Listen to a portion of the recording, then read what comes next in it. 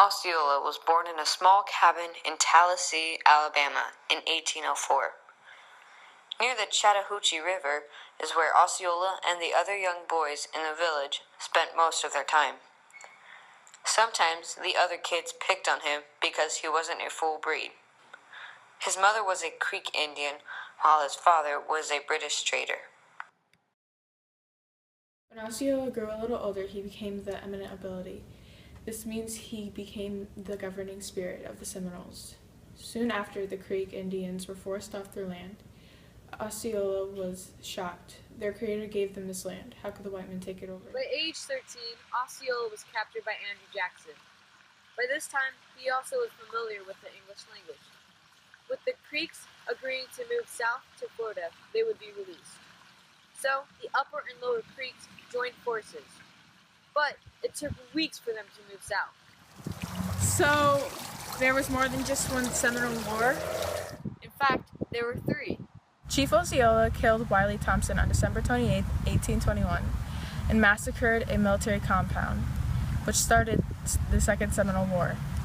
During the Second Seminole War, Chief Ocseola was a brave warrior who was outspoken and respected by the American soldiers. Moving on to later in Chief Osceola's life, the Third Seminole War. The Third Seminole War started on 1855 and ended on May 7, 1858. This war reduced the Seminole population to less than 300 Seminole people. So Bowlegs, the enemy they were fighting, was the first to surrender on May 7, 1858.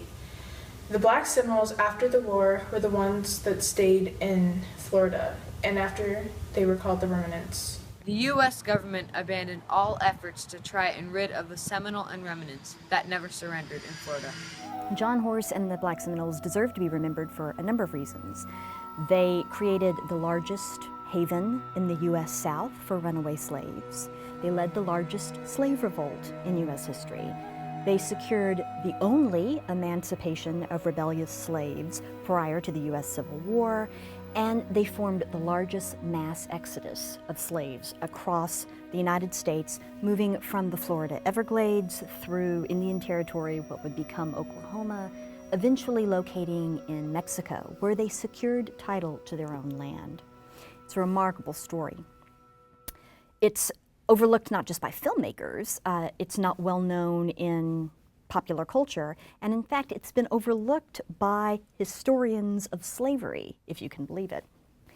In the early 18th century, 2 groups in particular fled the colonial South into Spanish Florida, into the Everglades. One of these groups were Seminoles, who were migrating from the various colonies, just trying to avoid white encroachment, basically, trying to move someplace that white colonists weren't.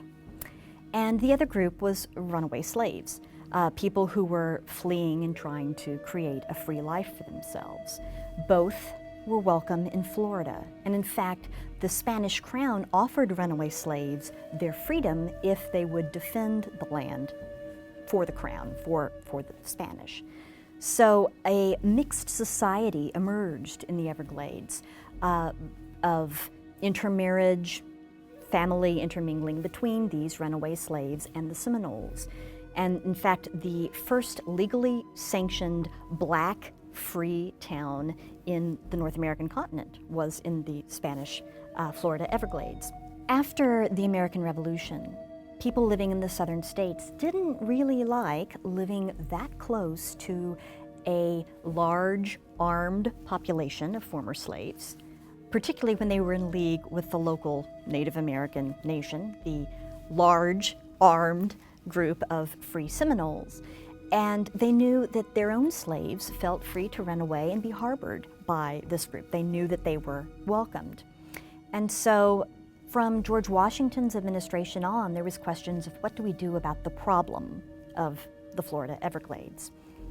In 1818, this was James Monroe's administration, General Andrew Jackson actually moved into Florida, invaded it, not authorized to do so. He was actually pursuing justice against those who'd attacked Fort Scott in Georgia, but he did it anyway. He went into Florida and claimed it for the United States.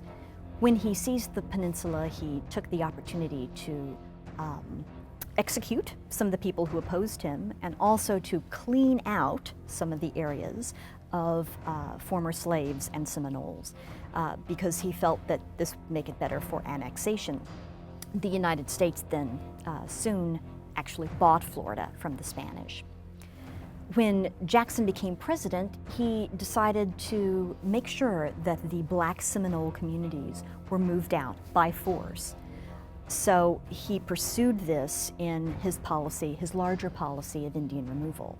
This led to the Second Seminole War, which was 1835 to 1842, and became the largest and costliest of the so-called Indian wars. At the end of the Seminole War, Osceola was imprisoned at Fort Moultrie, where he was penetrated by grief and wasted by a fever called malaria, and finally died. Chief Ocseola's leadership served his tribe and his legacy.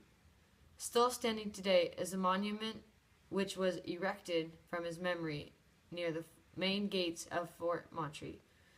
Osceola is viewed as a symbol of ancestral mixture that formally and informally linked African people. Chief Ocseola is a major figure in securing the rights of Seminoles and other natives during the colonial period. Thanks for watching!